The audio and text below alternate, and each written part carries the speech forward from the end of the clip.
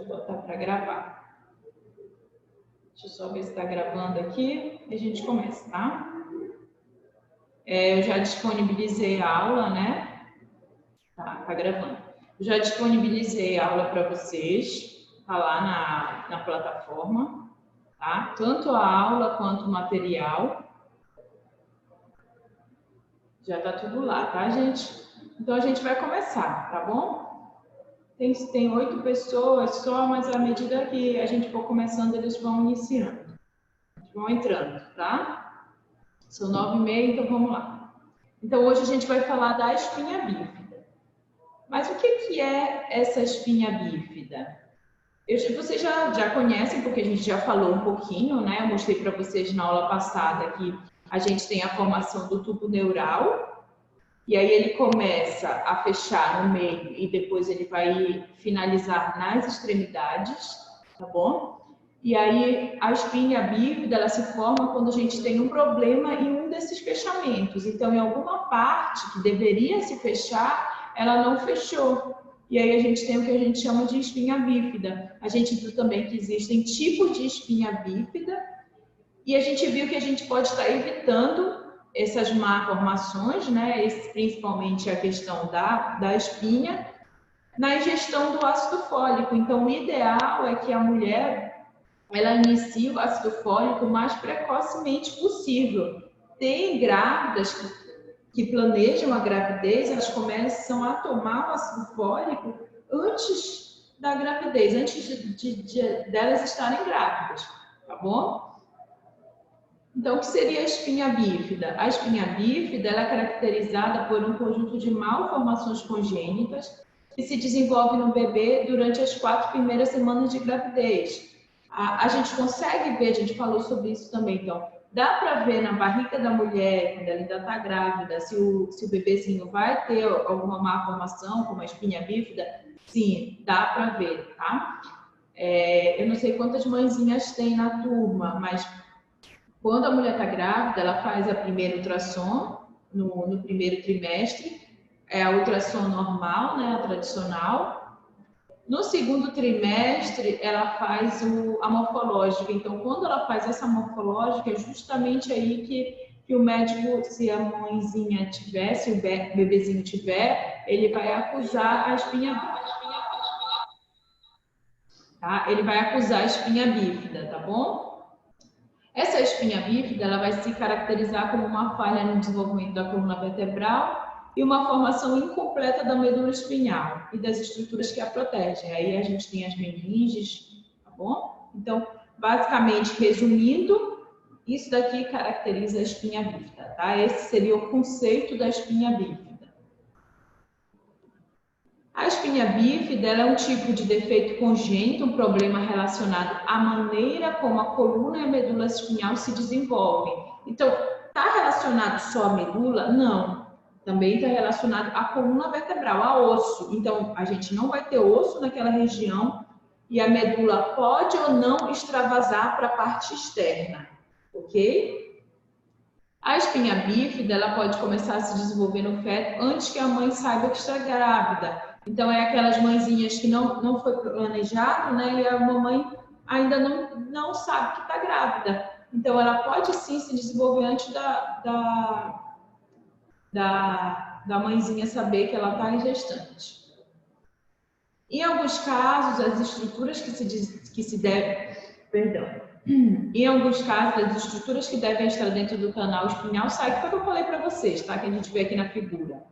Ok? Então, a gente tem uma malformação no tubo neural, quando ainda tem um embriãozinho, um feto, ok? E aí eu vou ter uma malformação da coluna vertebral, dos ossos, e aí a minha estrutura, a minha medula e todos os seus componentes, eles vão sair para fora. Ou não, tá? A gente vai falar um pouquinho mais sobre isso, dependendo do tipo, tá bom? Isso daqui que a gente está vendo é a mielomeningocele. É quando eu tenho toda a minha medula e suas estruturas saindo para fora, se exteriorizando, tá? Além do líquido, tá? Esse daqui de rosa que vocês estão vendo é líquido, aqui seria mais ou menos mostrando aqui, tá? Uma figura mostrando. sai a membrana ao redor da medula, tá? Então sai tudo, sai tanto raiz nervosa, isso daqui, essas linhazinhas são as raízes nervosas, a própria medula, e a gente tem as deformações nos ossos, como eu falei para vocês, tá bom? Então a gente tem isso, a gente tem uma deformação no osso e a gente tem toda uma estrutura saindo, lembrando que essa daqui é a mielomeningocele, é a forma mais grave de espinha bífida.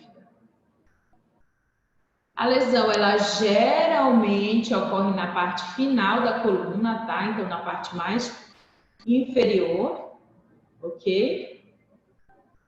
Vai se apresentar como uma saliência nas costas do bebê. Então, esse bebê ele vai ter essa protuberância aqui, essa saliência. E, geralmente, ela é causada por uma deficiência materna de ácido fólico na gravidez. Também comentei na aula passada, né, que é muito importante. Então, quem aqui já foi mãe sabe que a gente toma ácido fólico no início da gestação. Algumas que se programaram, né, tomam até antes de ficar grávida, tá? Então, assim, ela não tem tratamento com medicamentoso depois? Não, ela tem prevenção. Então, o ácido fólico, ele é uma prevenção, tá? Então, é muito importante fazer o acompanhamento pré-natal, justamente para a gente estar evitando. A gente sabe que nesses primeiros 3 meses é a fase crítica, né? A fase de constante desenvolvimento. Mostrei para vocês na aula passada que a gente tem a formação dos neurônios nessa primeira fase. Que a gente tem as células gliais, elas são progenitoras dos neurônios. Então, nessa fase, a gente está em constante desenvolvimento. Então, essa é uma das fases mais importantes da gravidez, da gestação. Aí, a gente tem os tipos, tá? A gente tem a espinha bífida, que pode ser oculta, quando não causa problema na criança. Então, geralmente, a gente tem adultos que vão descobrir a espinha bífida oculta quando vai fazer um exame. Às vezes está com uma dor na coluna, o médico desconfia de hérnia, algum outro problema de coluna, e aí pede um exame, e aí ele vai ver que o paciente tem uma espinha bífida oculta, certo? Então a pessoa pode viver com a espinha bífida oculta sem nenhum problema, tá? E a gente tem a que a gente chama de cística, que pode ser, acho que a gente já tem a exteriorização, tá? Que a criança pode apresentar paralisia dos membros inferiores ou incontinência urinária e fecal, tá bom? Lembrando que os casos mais graves são os casos de mielomeningocele. Na espinha bífida oculta, eu botei o fechamento incompleto da coluna vertebral, vou mostrar para vocês, tá? Na figurinha a gente vai falar de novo. Então, a minha coluna, ela não vai fechar como ela deveria fechar. A gente tem vértebra, vértebra, vértebra, e a gente tem um processo espinhoso. Então, a gente vai ter um fechamento incompleto dessa coluna. Não tem envolvimento da medula espinhal e nem das estruturas que a protegem, porque a professora tem envolvimento, então já não é espinha bífida oculta, tá? Pode ser a mielomeningocele ou a meningocele, depende de como ela se apresentar. Pode passar despercebida e geralmente não apresenta problemas neurológicos, certo? Então, foi o que eu falei para vocês, né? Que o nosso paciente, ele pode só descobrir quando ele já for na fase adulta, ele for fazer um exame de rotina, tá? E ele é frequente na parte inferior da coluna, entre as vértebras L5 e S1. Pode dar em outras áreas? Pode, mas a frequência maior, ela é mais comum entre as vértebras L5 e S1. Por isso que a gente tem muitos casos de incontinência, tá? Incontinência urinária, incontinência fecal, porque vai afetar essa área. Opa. Alguém quer falar? Jamile? Não, professora, desculpa. Não? Ninguém quer perguntar nada?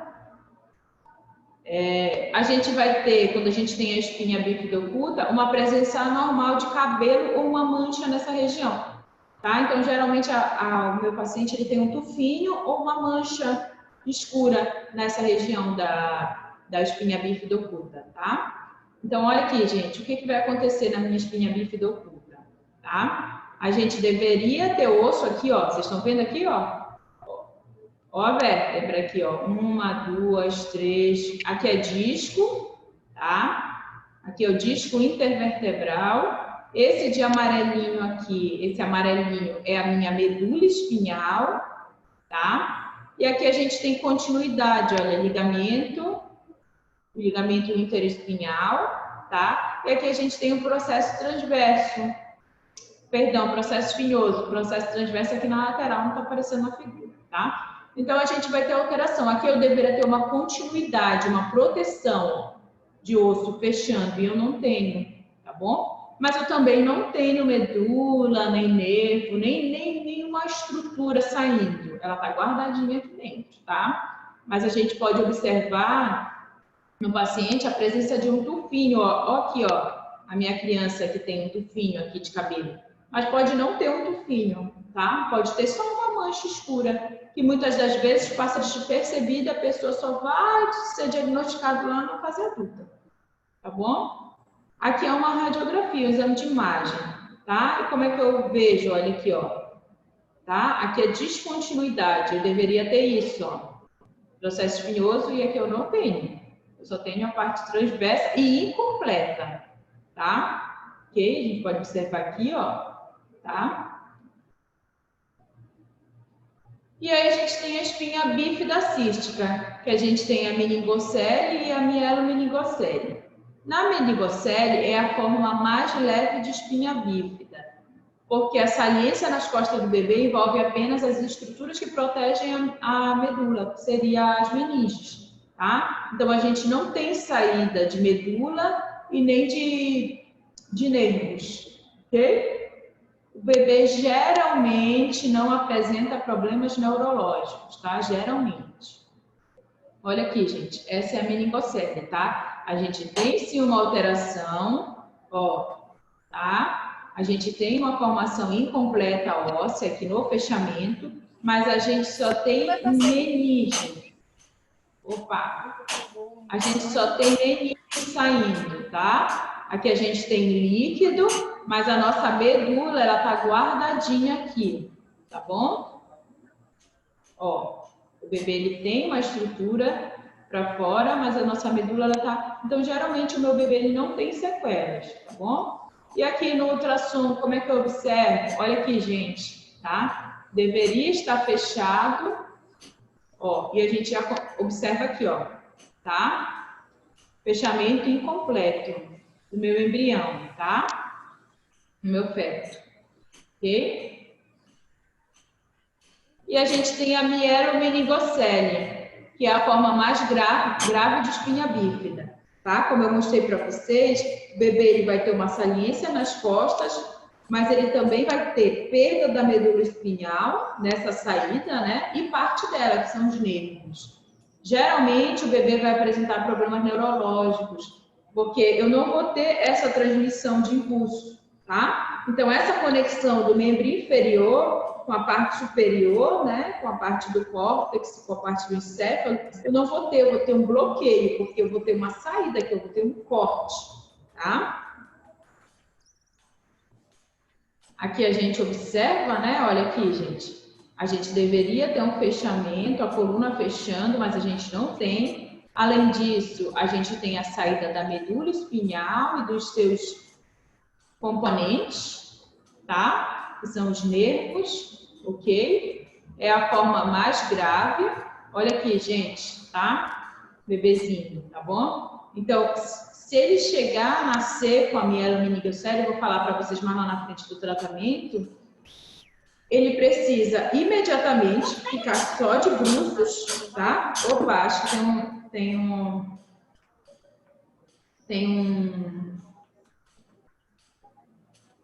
alguém que está com o fone ligado. Tá? Então, a gente precisa, o bebê, ele sai, né? E a gente precisa deixar ele de bruços, tá? Essa região precisa ficar em constante, uma compressa com soro fisiológico, tá bom? E a gente tem que tomar o maior cuidado possível. De preferência, esse bebê ele precisa ser operado até 48 horas. Se ele estiver estável, lembra que a gente falou? Tiver tudo bem com o bebê, tiver condições de passar pela cirurgia, ele deve ser operado em até 48 horas para evitar maiores danos, tá bom? Esse meu paciente, ele geralmente tem tem danos neurológicos de membro inferior, de incontinência, seja fecal, urinária, então geralmente não tem. Pode ser danos mais leves a danos mais graves, tá bom? E professora, Pode falar. tinha o irmão da minha amiga, eu nem conhecia essa patologia aí. Ele tinha essa protuberância nas costas, só que, tipo, até hoje ele tem, só que ele não anda. Aí, então não fizeram operação, nada. Ou Então, tentaram e ele ficou... Mas ele tem assim, desse jeito, ou ele tem só a cicatriz? Não, é um pouco aí, não é desse jeito aí grandão, né? É pequeno, mas... Né? Só que ele não anda. Uhum. O que provavelmente aconteceu com ele, Priscila, é que ele foi retirado, né? Esse lombinho deve ser só da cicatriz mesmo, tá?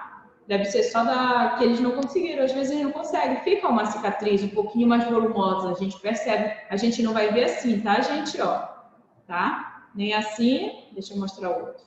E nem assim, tá bom? Então é feito a cirurgia, mas a gente não consegue perceber um lombinho, tá? A gente já consegue perceber uma saliência, mas é uma saliência menor. O que acontece é que ele ficou com sequelas. Eu não sei te dizer, na verdade, se o dele foi a mielomeningocele ou a meningocele. Teria que perguntar para ela.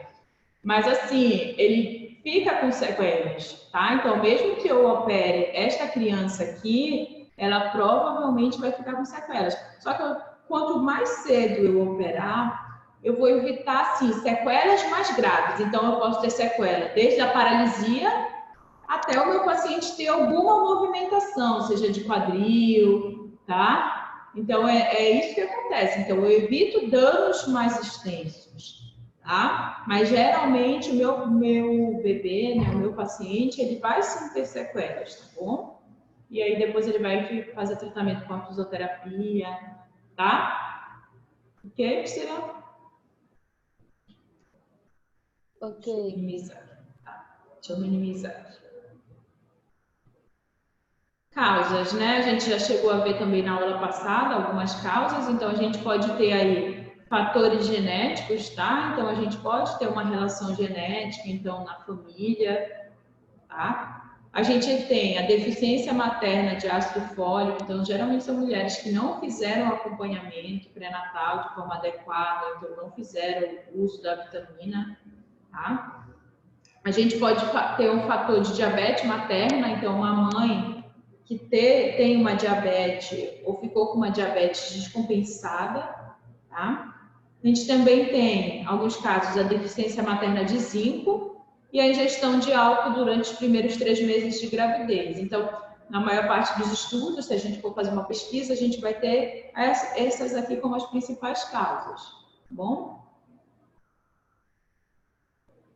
Sintomas. Vamos falar um pouquinho dos sintomas de cada um, tá? Então, na espinha bífida oculta, geralmente o meu paciente, ele não tem sintomas, tá? A gente geralmente observa uma pequena mecha de cabelo ou uma descoloração na pele na parte inferior das costas, foi o que eu falei para vocês. Ou a gente observa aquele tufinho de cabelo ou uma mancha nessa região onde a gente vai ter a espinha bífida oculta.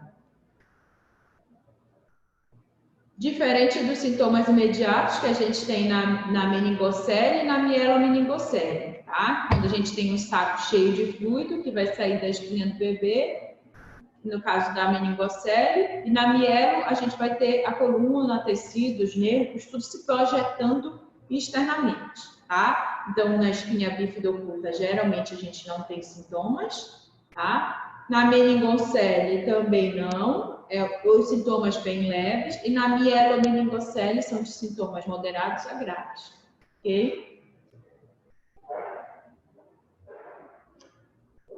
Mas eles podem apresentar sintomas a longo prazo? Sim. Então, no caso, assim, meu paciente, ele pode fazer a cirurgia, o bebezinho, né? Ele faz a cirurgia para retirada, tá? Lembra que eu falei para vocês que a cirurgia ela é feita até 48 horas depois que o bebê nasce, ela precisa ser feita, e mesmo assim ela precisa de cuidados. Então, o bebê ele precisa ficar de buço, ele precisa ficar com essa região limpa, umedecida, com soro fisiológico, tá? Então ele precisa de todo esse cuidado. Se ele não tiver esse cuidado, mais sequelas ele vai ter, tá? E assim, geralmente eu observo a longo prazo. Por quê? Porque o bebê, ele tem fases no desenvolvimento.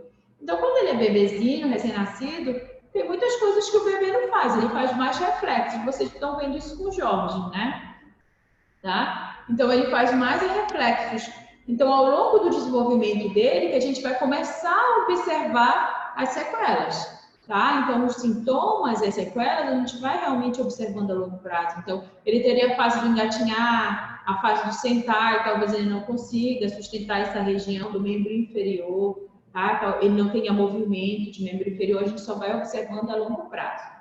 Ele também pode ter problemas de intestino e bexiga, que a gente vai observar a longo prazo também, tá? Infecções urinárias e outras infecções frequentes, eu atendi, quando eu trabalhei em neuropediatria, eu atendi paciente com...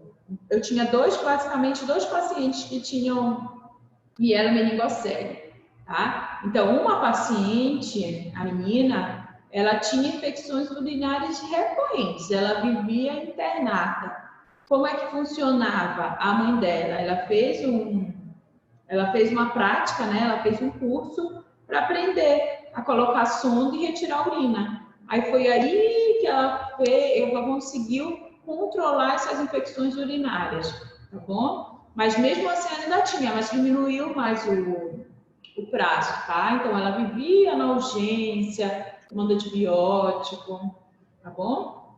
Alguns pacientes têm deficiências intelectuais, os meus dois pacientes não tinham, eles tinham um cognitivo completamente preservado, mas a gente tem sim crianças, a gente vê casos de crianças que apresentam alguma alteração cognitiva, tá? Mas é muito pouco, é porque quando a gente tem a mielomeningocele, às vezes a gente tem acompanhado a hidrocefalia, tá? Quando a gente tem acompanhado a hidrocefalia, a gente tem mais alterações de sistema nervoso superior, tá bom? Então, assim, nesse caso, a gente pode ter alterações cognitivas, tá? Mas tem uma coisa também, quando o bebezinho, ele nasce e ele tem a mielomeningocele, o médico, ele coloca logo para drenar o líquido, justamente para evitar essa hidrocefalia e as suas consequências, tá bom? Por isso que muitas crianças não têm alterações cognitivas, não têm alterações intelectuais, tá? Aqui é só falando, né, que é por conta do acúmulo de fluido no cérebro, tá? A hidrocefalia também está associado à mielomeningocele. A gente tem uma curvatura da lombar maior, né? A gente tem essa depressão, então a gente vai ter uma curvatura dessa coluna. A gente pode ter incapacidade de andar, geralmente o nosso bebê, ele apresenta fraqueza muscular e paralisia das extremidades inferiores. Lembra dos meus dois pacientes? Então, tinha a menina, ela não movimentava nada o membro inferior, tá, gente? Era paralisia completa, da cintura para baixo, tá? Para ficar em pé, a gente usava uma tala, vou mostrar para vocês na figurinha, tá? E a gente conseguia ficar em pé, fazer o ortostatismo. Só que só assim, tá, gente? Fora isso, ela não conseguia, tá bom? O menino, não, ela já era forma mais grave e ele era do moderado a grave, tá? Então, ele era uma forma considerada mais moderada. Então, a gente usava uma órtese de membro inferior, tá? E aí a gente conseguia andar. Ele fazia um movimento de flexão de quadril, tá? Ele conseguia fazer o movimento de flexão de quadril, mas ele não conseguia fazer o movimento de flexo e extensão de joelho, certo? Então, ele fazia um movimento de flexão de quadril, mas não fazia o de joelho. Então, ele usava uma órtese no membro inferior todinha, que quando ele fizesse a flexão de quadril, ela ia incentivar a flexão de joelho, tá bom? Assim, ele era um paciente que tinha mais grave, mas ele de tanto ele fazer a fisioterapia, ele evoluiu para a forma moderada, tá bom? Então, com o auxílio da órtese, ele conseguia realizar a marcha. Muitos pacientes têm luxação de quadril, tá? A maioria já tem o quadril luxado, a gente só precisa tomar cuidado, tá bom? E deformidade de pés e tornozelo. Geralmente o pezinho ele é assim, tá? Um pezinho meio fino.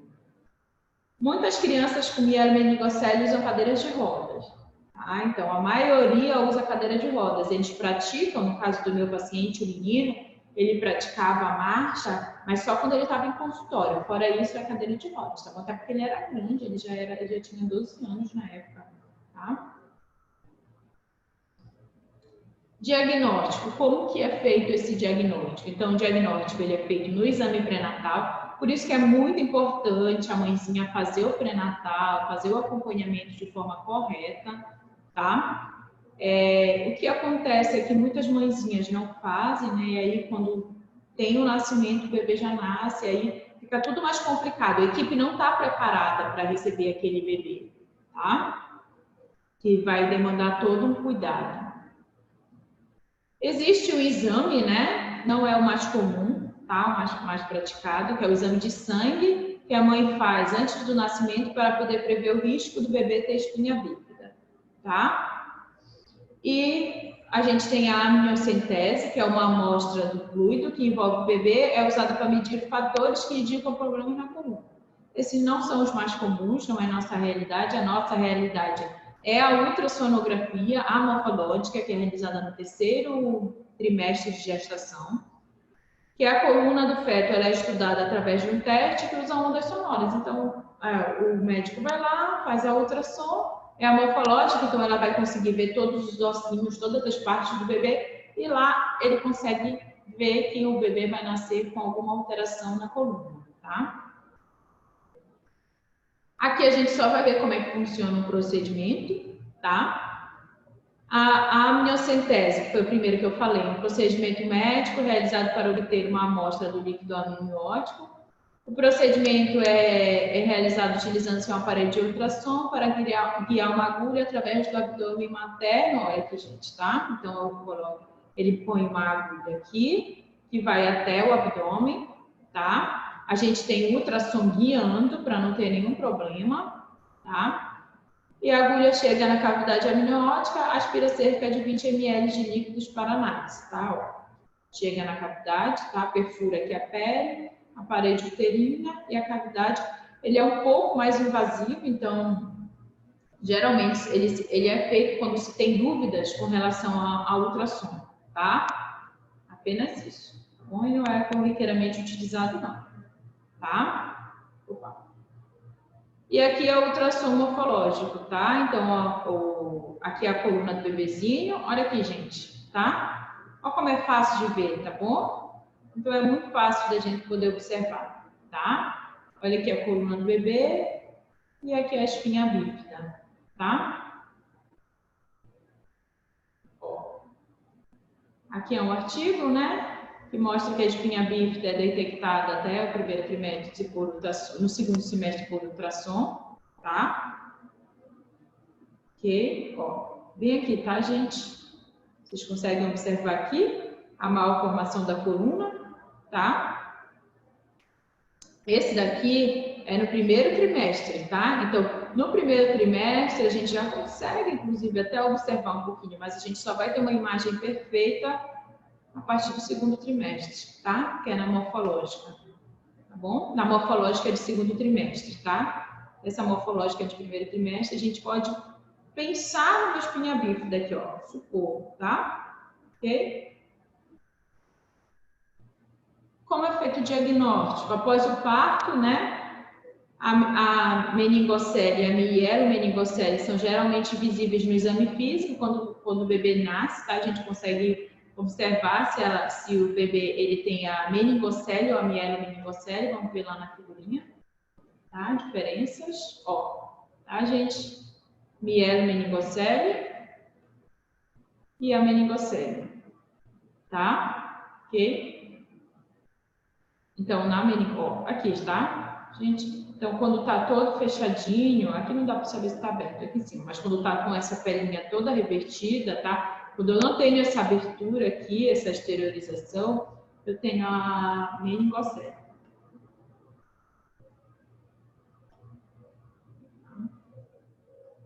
Muitos testes vão ser necessários para determinar quais são os ossos e nervos envolvidos, tá? Então, no momento após o parto, né? São realizados os testes e aí o médico ele vai poder compreender melhor que nervos envolvidos a gente tem ali, que ossos nasceram com deformações.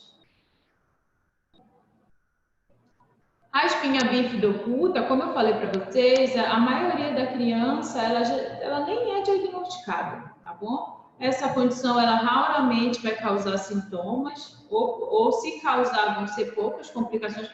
Tem artigo que traz, assim, a criança já na fase mais perto da adolescência, né? Lá pelos 14 anos, pré-adolescência, que aí eles vão apresentar um pouquinho de dor na região lombar, tá? Na fase adulta, e muitos deles apresentam dor nessa região porque eles não têm esse osso fechando. Se a gente já tem dor na coluna lombar, quando a gente está sentado numa determinada posição por muito tempo, quando a gente está tenso, quando a gente teve uma postura errada, imagina a pessoa que não tem dois ossos, que já tem um defeito nessa região, se ela não vai sentir dor, tá? Então, às vezes, eles vão no médico achando que é algum problema de coluna mesmo, tá? E aí faz o exame e aí é diagnosticado, tá bom? Ó, pode ser descoberto durante o exame médico de rotina e também pode ser descoberto com raio-x da região lombar, tá? Ok? O que consiste o tratamento, tá? A espinha bífida, ela não tem cura, foi isso que eu falei para vocês, né? Então, a melhor forma é prevenir, tá? E como é que a gente pode estar prevenindo? Ácido fólico, pré-natal. Mas uma vez instalada, professora, eu tenho uma colega minha que ela está grávida, ela descobriu que o bebê tem espinha bífida. Só que ela não tomou o ácido fólico. Se ela tomar agora, vai ter jeito? Não vai ter jeito, tá bom? Agora é só cirúrgico, tá? Se for caso de cirurgia, tá? Ok? Mas ela pode ser tratada, então ela não tem cura, ela tem prevenção, mas pode ser tratada com cirurgia para reintroduzir e fechar o defeito na coluna vertebral. Lembrando que nesse momento de reintrodução, então quando eu pego toda essa estrutura que se exteriorizou, medula, nervo, e reintroduzo de novo, eu posso ter sequelas, tá? Essa reintrodução pode lesionar nervo, tá? Eu posso ter sequelas, inclusive, irreversíveis. Bom? O que nem sempre resolve as complicações da doença, tá? Porque mesmo reintroduzindo, eu já tive um bloqueio aí. Eu já tive uma via que estava passando assim, e aí essa via fez isso, bloqueou, tá? E muitas das vezes nem sempre vai resolver a cirurgia, ela vai amenizar, tá? O tratamento da espinha bífida vai depender do tipo, se ela é oculta, a maioria das vezes ela nem precisa de tratamento, tá? Ou se ela é cística, que ali a gente já precisa de um tratamento cirúrgico, ok? Tratamento da espinha bífida oculta. Na maioria dos casos não necessita de tratamento. Por que eu falo na maioria dos casos? Porque geralmente tem alguns casos que o paciente vai precisar realizar tratamento. Pode ser que sim, mas é muito raro, tá, gente? Então, na maioria dos casos, não necessita de tratamento, ok? Aqui eu tô falando de tratamento cirúrgico, tá? Lembra que só tem tratamento cirúrgico. Não existe medicamento, existe a prevenção. A mielomeningocele, tá, gente? Quando a gente tem estruturas saindo, ela é feita logo após o nascimento, até 48 horas, tá? Até o bebê ser operado, ele deve ficar deitado com a barriga para baixo para que a lesão que se encontra aberta seja coberta com compressas, com soro fisiológico, eu falei para vocês, para evitar infecção, tá? E aí a gente tem a espinha bífida sacra com hidrocefalia, tá, gente? Essa daqui, ela se enquadra neste caso aqui. Lembra que eu falei para vocês que muitos pacientes, eles têm a hidrocefalia? Tá? Então, eu preciso, quando eu tenho interrupção desse líquido, vocês estão vendo aqui? Tá? Então, bem aqui eu tenho uma mielomeningocele, tá? Quando eu tenho essa mielomeningocele, eu tenho extravasamento de líquido para a região externa. Esse pontinho azul, tá, gente? Ó, esse essa parte azul aqui. Quando eu tenho essa parte azul bloqueando esse líquido, eu vou ter um acúmulo de líquido nessa região, que é o que a gente chama de hidrocefalia. Tá? O normal é isso, tá, gente? Ó, o líquido, ele tá assim, ó. Tá? Ele está constantemente sendo drenado, produzido, drenado, reabsorvido, tá? E aí, quando eu tenho alguma interrupção nesse transporte, eu vou ter acúmulo de líquido nessa região, que é o quadro que a gente chama de hidrocefalia, tá? Então, no caso da hidrocefalia, ele também vai precisar de uma cirurgia na cabeça para drenar o líquido do cérebro para o abdômen e prevenir possíveis sequelas, tá? Quer dizer que além das sequelas de membro inferior, eu também preciso prevenir outro tipo de sequela, então talvez sequelas cognitivas, tá? Alteração de sensibilidade, outros tipos de alteração motora, tá? Então é isso, tá bom? Então aqui ele põe um dreno e o meu paciente precisa fazer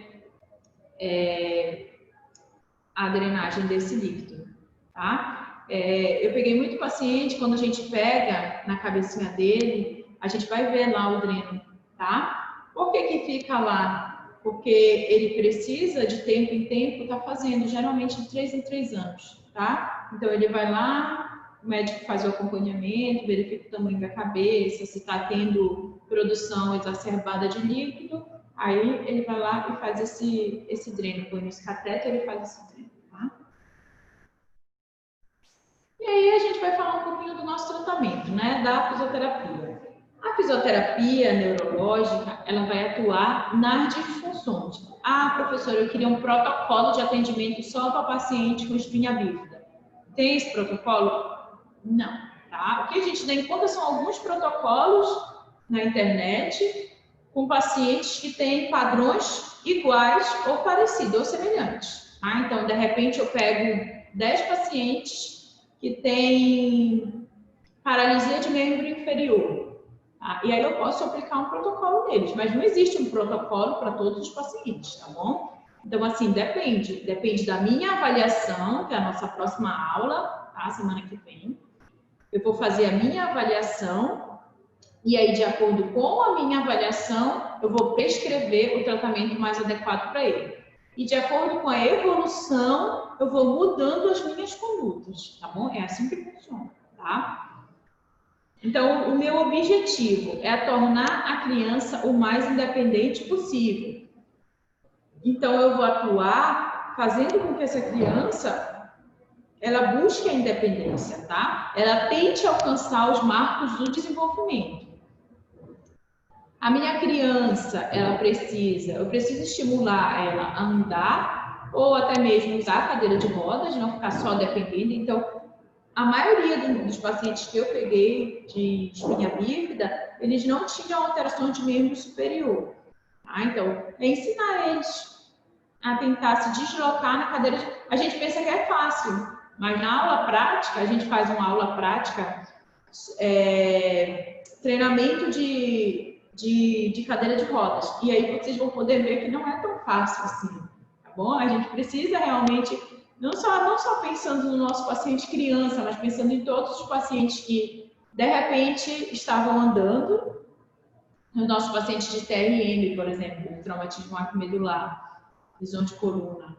De repente, esse paciente estava andando, e aí depois ele vai precisar aprender a andar na cadeira de rodas. Então, vocês vão ver que não é tão fácil assim não, tá? Prevenir o desenvolvimento de contraturas e deformidades. Então, a gente faz muito cinesioterapia, dependendo do que ele precisa, passiva, ativa, assistida, para prevenir que essa minha criança ela tenha deformidade, que esse meu bebê tenha deformidade. Quanto mais precoce for a intervenção, melhor para a minha criança, tá? Melhor para o meu bebê, para a minha criança, para o meu paciente. E eu vou trabalhar o controle dos músculos da bexiga e intestino. A gente também tem uma aula em neuro, aula prática em neuro, que a gente aprende a fazer o controle. Então, a gente tem técnicas dentro da fisioterapia, técnicas de uroginético que a gente utiliza no paciente neurológico, tá bom? Aqui é uma criança, né? Tá? E aí esse meu terapeuta, ele está fazendo um estímulo de marcha nela, até treinando a marcha, tá ok? Aqui é só para mostrar para vocês que tudo vai depender de onde a minha medula não vai fechar, tá? De onde a minha coluna, perdão, não vai fechar. De onde vai ser a minha lesão. Qual a localização da minha espinha bífida. Se eu tenho uma localização bem mais inferior, pegando aqui na região sacra, provavelmente o meu paciente ele vai andar somente com auxílio de órtese, tá? Então, alterações dele vão ser mais leves, as sequelas dele vão ser mais leves, tá? Então, provavelmente, lembra que isso não é uma regra, tá? Gente, tudo isso depende muito, depende de quanto tempo ele começou a fisioterapia, depende de como é a assiduidade dele na fisioterapia, se a família também ajuda, ok? Tudo isso depende, tá? Não é só, foi aqui, mas ele nunca fez fisioterapia na vida, tá? Foi na região sacra, mas ele nunca fez fisioterapia na vida. A família não deu os estímulos adequados, então provavelmente não vai, o nosso resultado não vai ser esse, tá, gente? Okay? Então depende também. Depende da localização e depende do tratamento, do acompanhamento, tá? Então, região sacra, eu geralmente realizo a marcha com órtese e membro inferior, tá? Quando eu tenho uma região um pouco mais alta aqui, região lombar, tá? Eu tenho a minha marcha com auxílio de órtese, mas eu também vou ter o auxílio das muletas, tá? Das bengalas, ok? Depende. Quando eu tenho uma região mais envolvente torácica, tá? Até aproximadamente aqui L2, L1, eu vou ter o meu paciente cadeirante, tá? Ele pode realizar marcha ele pode, tá, gente? Mas isso vai depender, tá bom? Lembra do meu paciente que ele era cadeirante, mas que ele conseguia realizar com uma órtese que entendia que quando ele fazia a flexão de quadril, ela estimulava a flexão do joelho, tá? Mas na maioria das vezes, esses dois pacientes aqui, quando eles vão para terapia ou quando eles precisam se deslocar para locais onde vai demandar mais marcha deles, mais esforço, eles usam a cadeira de rodas, tá? Eu tenho os exercícios passivos, que são a cinesioterapia passiva, tá? Mas isso vai depende. Se meu paciente ele consegue movimentar alguma coisa, eu vou fazer a assistida. Se ele consegue movimentar sozinho, eu vou fazer a ativa, tá? E aí eu não boto resistência, mas se ele consegue com um pezinho, eu faço a resistida, tá bom? Tudo isso vai depender, tá? Geralmente eu trabalho muito alongamento das cadeias musculares que apresentam tônus aumentado ou encurtamento muscular, então eu trabalho muito alongamento, tá? Tração manual de estruturas, então a gente faz técnicas de tração, porque essas estruturas, vamos pensar no membro inferior, geralmente a gente tem rigidez articular, a gente tem encurtamento, então a gente trabalha muito essa descompressão da articulação, esses mecanismos de tração, que é o que a gente chama de mobilizações articulares. A gente trabalha massoterapia, geralmente no sentido das fibras, para a gente não aumentar esse tônus muscular. E as mobilizações intraarticulares, aí se enquadra a tração também, que é um tipo de mobilização articular, tá? Aqui eu trouxe para vocês, né? Uma afirmação que diz que pacientes que recebem exercícios passivos pelo menos 2 vezes ao dia desenvolvem menos contratura. Então, são pacientes que você vai observar que o membro inferior, ele não tem tanta contratura, ele não tem tanta deformidade, tá bom? Aí a gente vê pelo menos 2 vezes ao dia, então ele vai para a fisioterapia 2 vezes ao dia? Não. Ó, os meus pacientes que eu atendi em neuropediatria, eles geralmente iam 3 vezes por semana, tá? Então, essa era a rotina deles, de 2 a 3 vezes por semana. Mas a gente tem que orientar os familiares, o cuidador, a que eles possam fazer em casa, tá bom? Então, algumas técnicas a gente pode estar orientando eles a fazer em casa. Claro que não vai ser igual como a gente faz na clínica, tá? Então, a gente ensina assim, bem leve, bem básico, até o limite do movimento, que eles não forcem tanto para a gente não ter lesão, tá bom? Professora, Pode falar. a gente utiliza eletro nesse caso ou não? No paciente de neuroped, mas em que caso seria esse? Quando tem... Não sei, seria o quê? Seria assim? Não, pode ser Estimular a corrente russa para estimular, né, o movimento e tal. Não sei. Para estimular o movimento? Pode usar. A gente só tem que tomar cuidado para não gerar mais espasticidade, tá? Mas a gente pode usar o FEIS. Só que é o VN, né, que perguntou. Só que o que a gente precisa? A gente precisa ter cuidado na hora de graduar a intensidade, porque esses pacientes, eles têm muita alteração de sensibilidade. Então, primeiro, eles são crianças. Geralmente, a gente começa o tratamento quando eles são crianças, né? Então, a gente não faz em bebê, tá? Mas se pensar numa criança, assim, que já tem um cognitivo preservado, que já pode te responder. E aí, a gente coloca lá o eletrodo. Só que a gente já precisa ter uma noção de quanto a gente precisa graduar para a gente não causar lesão. Porque, às vezes, ela não vai te dar o feedback adequado, porque ela não tem sensibilidade nessa área, tá? Então, aí a gente faria com precaução. Eu nunca fiz, tá bom? Eu nunca precisei de eletro quando eu trabalhava com neuro, tá? Mas só que a gente tem alguns artigos que trazem isso, mas só que com cautela, com muita precaução, por conta da alteração de sensibilidade. Então, ele não vai ter como te dar esse feedback, tá? Ou por ser criança, ele vai começar a sentir alguma coisa e ele vai começar a gritar, reclamar, vai dizer que está doendo muito, quando eles não têm tanta alteração de sensibilidade, tá bom? Tem alguns artigos que trazem essa questão da eletroestimulação em paciente neurológico, mas a gente tem que realmente avaliar se é realmente tão necessário, ou se a gente pode usar outras técnicas que a gente vai ter o mesmo efeito, tá bom? Ok? Tá? Então, aqui, olha, eu sempre trabalhei muito com cinesioterapia, tá? Massoterapia, a gente traz um pouquinho do conhecimento de urogineco, a gente tem algumas técnicas que são próprias de neurofuncional, então, aí, terapia do espelho, terapia de contenção induzida, a gente tem alguns métodos, algumas novas técnicas que surgiram para tratar a criança, né? Então, a gente tem o TheraSuite, a gente vai ver isso na prática, tá? A gente tem a terapia de Medeck, a gente tem Bobat, tá? Então a gente usa muita bola, a gente tem PNF, a gente usa muito esses movimentos em diagonais, tá? Na verdade, quando a gente pensa em neuro, a gente quase não vai pensar nesses movimentos, tá, gente? A gente trabalha muito movimentos em diagonais, tá? Porque eles são bem mais funcionais. Pensem que tudo que a gente faz, a gente tem combinações de movimentos. Então, se eu for pegar esse álcool em gel aqui, ó, tá?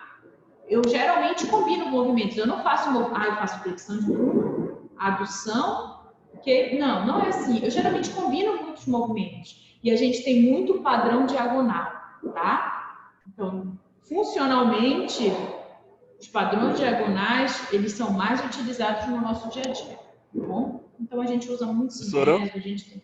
Pode falar. Fala em trabalhar cadeias musculares completas ou não? Sim, mas a gente também pode trabalhar individual, tá? Mas assim, a gente... Depende muito do paciente, tá?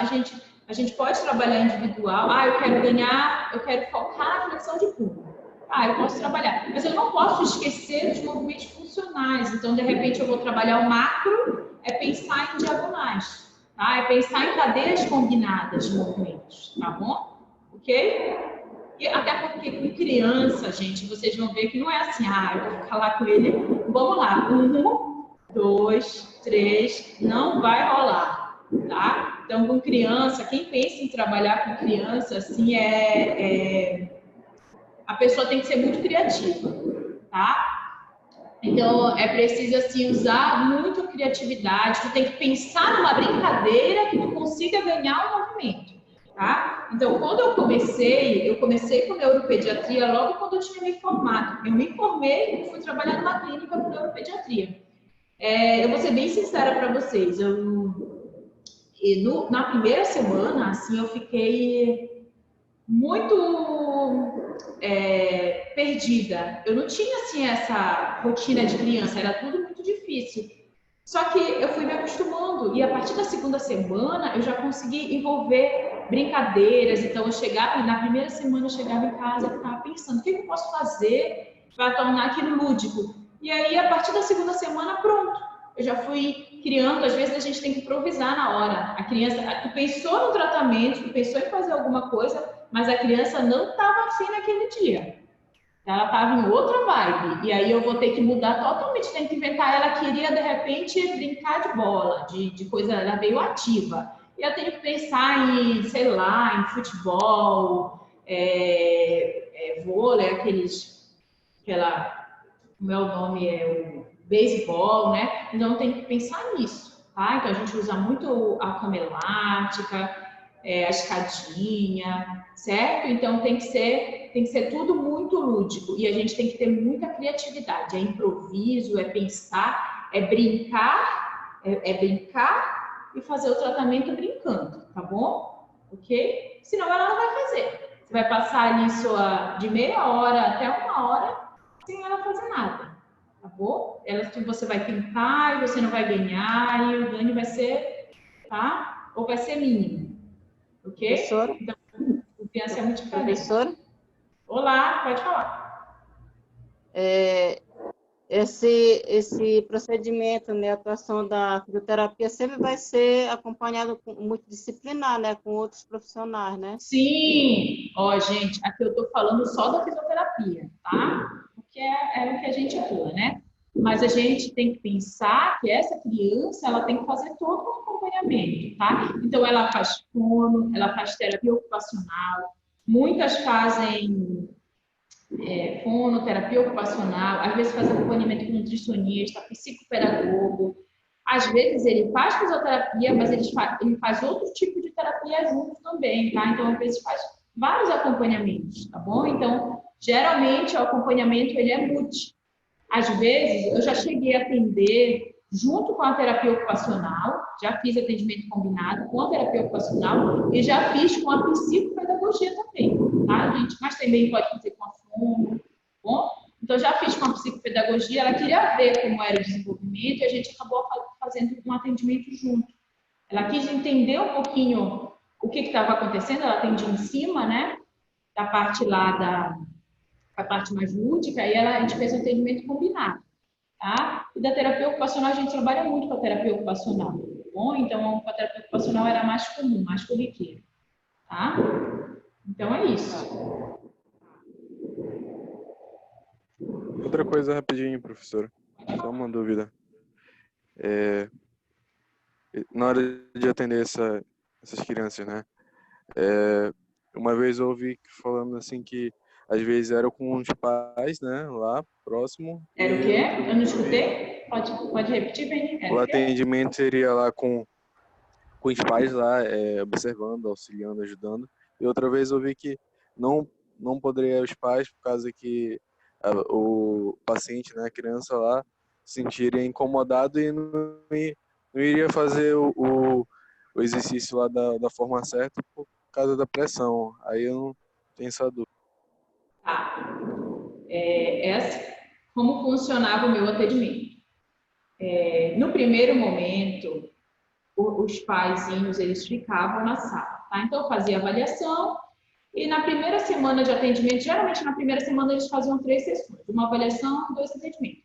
E eu chegava com o paizinho e conversava, ó, o ideal, essas são as crianças maiores, tá? Os bebezinhos, geralmente os pais ficam lá para ajudar, tá bom? Então, eu conversava, o ideal é que você deixe o seu filho e a gente faça o atendimento, porque muitas crianças ficam tolas, não querem fazer, querem correr para os pais, tá bom? Então, o ideal é que a gente fique o terapeuta e a criança, tá? Isso a gente está falando de criança maior, tá bom? Agora, o bebezinho, porque eu já peguei bebezinho desde o primeiro mês de vida, tá? Então, geralmente, a mãezinha fica lá até para ajudar, às vezes quer mamar, trocar uma fralda, tá bom?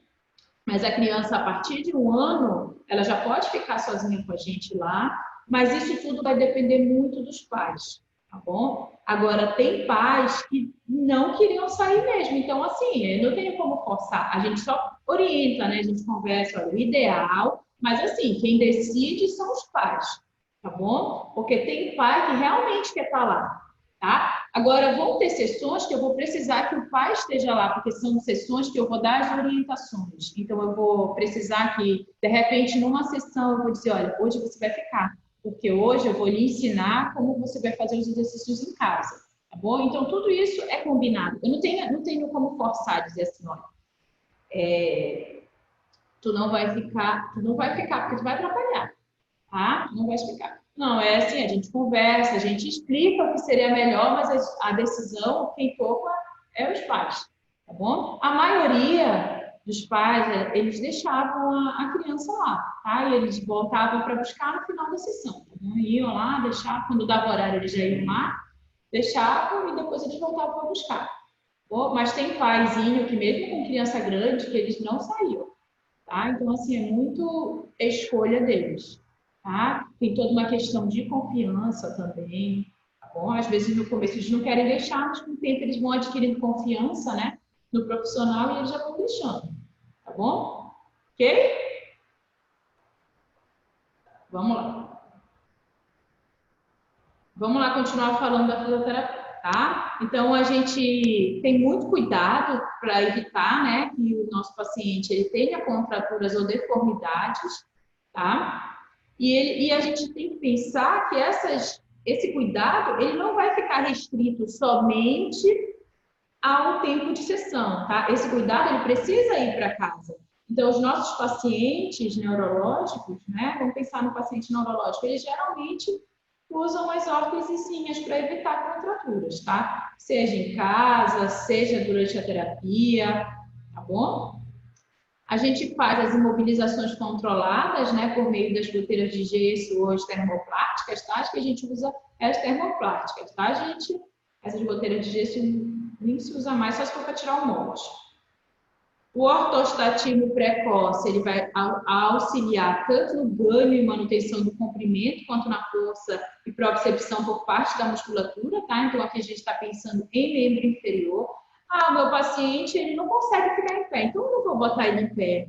Não, eu colocava, o paciente que tinha um pouquinho de controle de quadril, eu colocava a minha tala nele e eu colocava ele para ficar um pouquinho em pé. Eu trabalhava na frente do espelho, eu tinha umas ventosas que grudavam no espelho, então eu colocava ele na barra, no espelho, a minha criança, né? E ele ia ter que buscar, e eu trabalhava equilíbrio de tronco, então ele tinha que fazer isso, ó. Todo o deslocamento de tronco em pé, tá? Porque ele fica a maior parte do tempo sentado, então eu trabalhava em pé, equilíbrio de tronco, ok? E aí eu botava afastado, brincando, tá, gente? Então, ó, vamos brincar aqui de pegar no espelho, tá? Eu tinha ventosas que grudavam no espelho também. Eu preciso trabalhar fortalecimento e aumento da musculatura que está fraca, né? Então, eu preciso realmente ter técnicas eficazes para trabalhar isso, tá? Olha aqui a estimulação elétrica, tá? Alguém me perguntou, tá bom? Eu posso utilizar, só que eu preciso ter cuidado e precaução, né? Se meu paciente não tem tanta alteração de sensibilidade, o que eu fazia com a paciente adulto, tá, gente? Lembra que eu falei para vocês que na minha sala de neuro a gente nem tinha aparelho, tá? Mas com paciente adulto que tem alteração de sensibilidade, o que eu fazia? Eu testava em mim antes. Então, eu sabia até onde eu poderia ir para depois fazer nele, tá? Justamente para não causar nenhuma lesão. Prevenção ou minimização de contraturas, né? Lembra que eu falei para vocês, a gente usa lá as nossas cáries, as nossas órteses, tá? A gente tem que evitar padrões cinemáticos oh, meu Deus, tá ruim hoje. A gente tem que evitar padrões cinemáticos assimétricos. O que seria isso? Movimentos involuntários, movimentos errados, tá? Então, a gente trabalha evitando esses movimentos errados. A gente estimula a movimentação correta, ok? Tá? Aqui só para a gente ver. as figurinhas. Olha aqui, ó, tá? Esse paciente aqui é um paciente que não tem alterações de sensibilidades graves, né? Ele pode ter de moderada a leve, tá bom? Opa, tá? E aí a eletroestimulação, ela pode ser uma excelente aliada.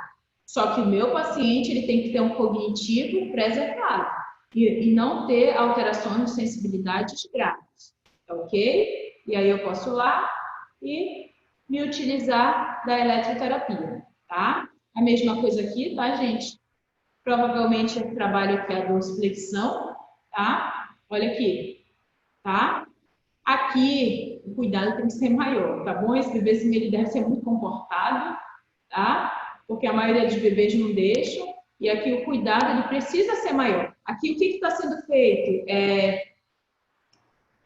Musculatura de tronco, tá, gente? Postural, tá? Então, está trabalhando aqui a musculatura postural. Aqui é auxílio no treino de marcha. E aqui é paciente que deve ter fraqueza com a dorsiflexão, tá? Paciente que tem o pé voltado para o equíneo, tá? Para a flexão plantar. Então, aqui é só a gente ter cuidado, tá, gente? Ok? E a gente tem que avaliar a real necessidade, tá? Ó, aqui, eu geralmente, assim, realmente é preciso eu colocar, o meu bebê vai me deixar fazer isso, ou eu posso trabalhar outras técnicas? Com a bola eu consigo trabalhar equilíbrio de tronco de forma excelente, tá? Então, eu tenho muitas outras técnicas que eu posso estar utilizando para trabalhar esse equilíbrio de tronco, tá bom? Atividades para treinar o equilíbrio, tornando a criança segura na posição em pé. Então, aqui são algumas atividades que eu posso estar fazendo com a minha criança, com o meu bebê, tá? Ficar em pé com as mãos encostadas na parede, tá? Eu posso estar orientando os pais.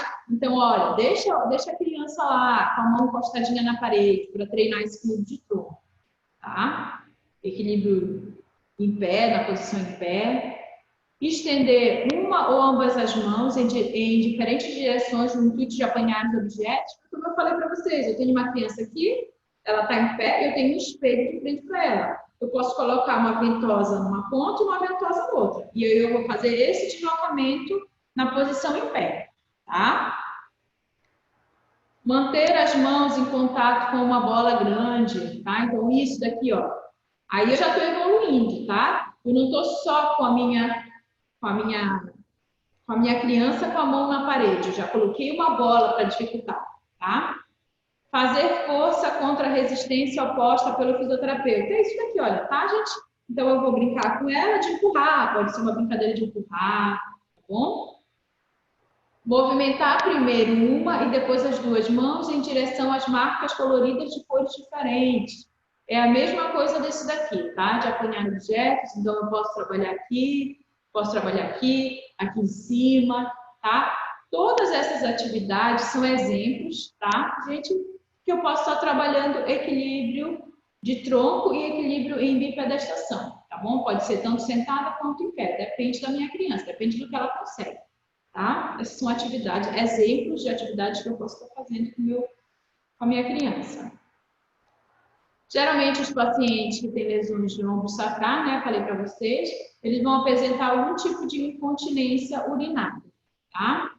Ou seja, a bexiga, ela nunca se esvazia completamente, a urina goteja quando tem o seu enchimento, então fica aquele gotejamento quando ela enche, a criança não consegue fazer xixi, mas ela fica só gotejando e a bexiga fica cheia, tá? A criança, ela não tem essa sensibilidade de saber, sabe quando a gente está com muita vontade de fazer xixi, a gente fica lá se apertando, ela não tem isso, tá? A bexiga dela vai enchendo, ela não. A gente tem vontade de fazer xixi porque a informação chegou aqui, mas no caso dela não chega. E aí ela só vai enchendo, tá? Que é o caso da bexiga denervada, que não fornece nenhum feedback sensitivo, que é o que chega pra gente aqui, tá? Então, quando tudo isso ocorre, eu posso ter recorrentes infecções urinárias, tá? Então, o que eu preciso fazer? Favorecer a drenagem vesical. Então, a gente tem uma aula prática que a gente aprende técnicas para poder esvaziar essa bexiga, tá? Diminuindo assim a urina residual e, consequentemente, o risco de infecções, tá? Então, crianças que têm alterações de incontinência urinária, eles geralmente têm muitos quadros de infecções urinárias. Aí eu também tenho... Ah, professora, a gente só falou da parte motora. Hoje as minhas crianças não têm alteração de sensibilidade? Sim, algumas têm, tá? Outras, algumas leves, outras de moderada grave, tá? Então, eu vou trabalhar essa questão da sensibilidade, tanto a exteroceptiva quanto a proprioceptiva. A proprioceptiva é a questão do movimento da articulação no espaço, tá? Então, essa consciência da articulação no espaço. E a exteroceptiva, que é tato, a questão da temperatura. Então, eu posso estar trabalhando isso, tá?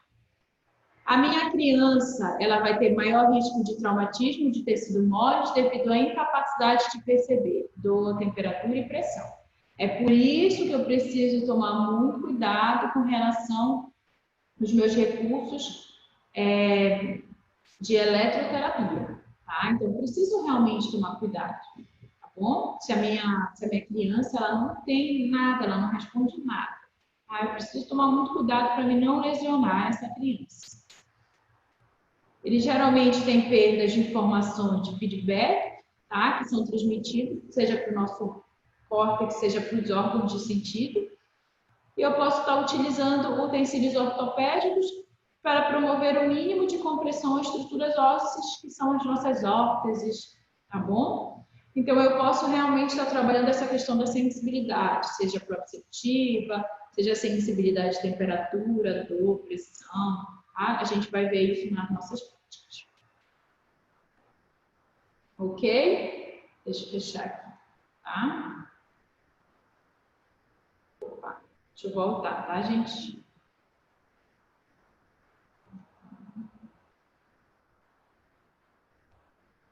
Vocês estão me escutando? Eu acho que eu apaguei aqui um instantinho.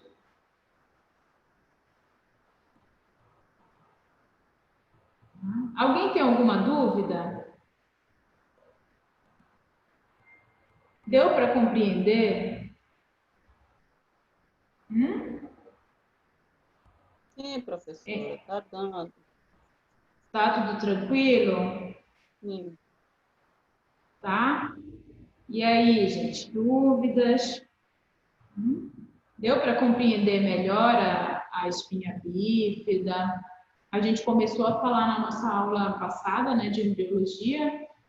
A gente falou bem sucintamente, tá? Só para fazer o link mesmo com a embriologia, por isso que a gente começou a falar. E aí hoje a gente conseguiu compreender melhor os tipos, de que forma é o tratamento, de que forma a fisioterapia pode estar atuando, tá bom? Tá? Deixa eu ver, hoje nós temos 27 participantes, tá bom? Tá? E aí, gente, vamos lá, abrir para as dúvidas. Se alguém tem alguma dúvida, alguém quer fazer algum comentário. Vocês já foram para algum estágio antes da pandemia? Vocês chegaram a acompanhar algum atendimento de criança? Deixa eu parar aqui a gravação, tá? Ainda não. Ainda não. Esperando aqui, futuro.